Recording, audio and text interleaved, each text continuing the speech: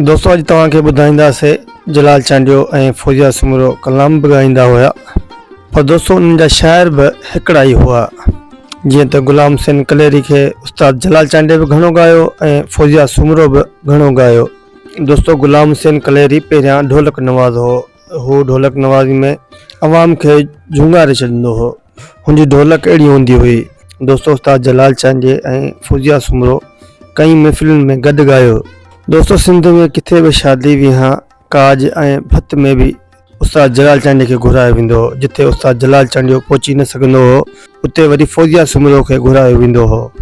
दोस्तों पूरी सिंध में इहो रवाज पइजी वियो हो त या त उस्ताद जलाल चांडियो खे घुरायो वेंदो हो या त फौजिया सुमरो खे घुरायो वेंदो हो। जिथे उस्ताद जलाल चांडियो न पहुची सघंदो हो उते फौजिया सुमरो खे घुरायो वेंदो हो। दोस्तों फौजिया सुमरो बि उहे ई कलाम ॻाईंदी हुई जेके उस्ताद जलाल चांडियो ॻाईंदो हो। ख़ासि फरमाइशूं थींदियूं उन्हनि कलामनि जूं, उन्हनि साॻियुनि कलामनि जे लाइ।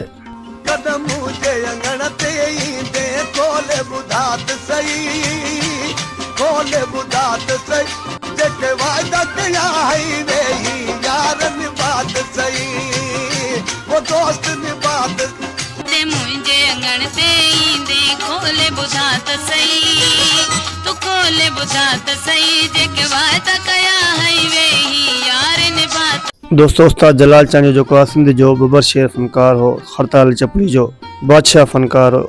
दोस्तों फौजिया सुमरो जेका हूंदी हुई उहा थर जी कोयल हुई ऐं सूंह जी राणी हूंदी हुई ऐं आवाज़ जेको हुनजो हूंदो हो तमामु घणो मधुर हो।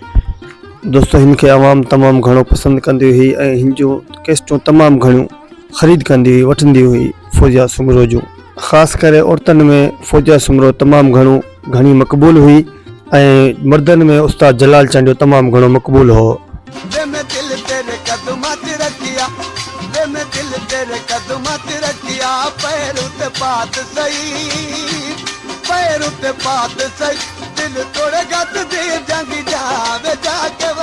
दोस्तों इन ॿिन्हिनि फनकारनि जी हिकिड़ी इहा बि ख़ासियत हुई जो हो बीमारियुनि जे दौरान बि पंहिंजे परिस्तारनि खे मायूस न कंदा हुआ। केतिरी बि तकलीफ़ हुजे, बीमारी हुजे, परेशानी हुजे, केतिरियूं मुश्किलातूं हुजनि, उहो सॼो सफ़र तय करे पंहिंजी महफ़िल में पहुचंदा हुआ। दोस्तों महफ़िल खे झुमाए छॾींदा हुआ ऐं सॼी राति ॻाईंदा हुआ ऐं पंहिंजे परिस्तारनि खे ख़ुशि करे छॾींदा हुआ ऐं उन्हनि जो दिलूं बाग़ो बहार करे छॾींदा हुआ।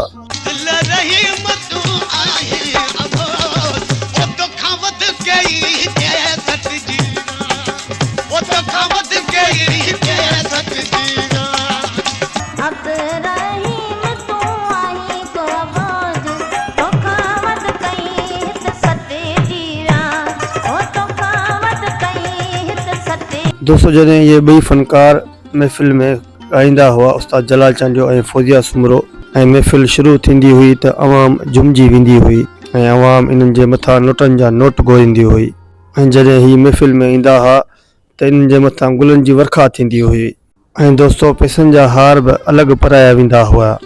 ऐं दोस्तों इन्हनि खां पुछा करे माण्हू शादियुनि जा ॾींहं तय कंदा हुआ। बाबा तव्हां कॾहिं ईंदव त असां शादी जी तारीख़ बि उहा रखूं ऐं कार्ड में तारीख़ बि उहा ई ॾियूं, असां पंहिंजे महिमाननि खे उन ॾींहुं घुरायूं। दोस्तों जॾहिं कैस्ट कंपनी वारनि खां पुछा कयो वियो त तव्हां जूं कैस्टूं कहिड़ियुनि फनकारनि जूं हलनि थियूं, त दोस्तों कैस्ट कंपनी वारनि ॿुधायो त असां वटि ॿिनि फनकारनि जी वॾी डिमांड आहे ऐं हिकिड़ो आहे उस्ताद जलाल चांडियो ऐं ॿी आहे फौजिया सुमरो। ऐं ईअं कैस्ट विकिणो कंदड़ केबिन वारा, दुकाननि वारा, म्यूज़िक सेंटर ऐं ऑडियो सेंटर उहे पाण ॿुधाइनि पिया त उस्ताद जलाल चांडियो जी वॾी डिमांड आहे ऐं फौजिया सुमरो जी बि। अवाम जॾहिं बि अचे थी त इन्हनि ॿिन्हिनि फनकारनि जूं कैस्टूं घुरे थी ऐं दोस्तों पुछा करे थी त उहा नई कैसेट आई आहे, अगरि नई कैसेट अचे थी त उहा हिकदमि वठी वेंदा आहिनि ऐं पुछा कंदा आहिनि। ऐं जॾहिं उहे ॿुधाइनि पिया त जॾहिं असां वटि कैस्टूं ख़तमु थी वेंदियूं आहिनि त पोइ असां उन्हनि खे डुप्लीकेट करे ॾींदा आहियूं।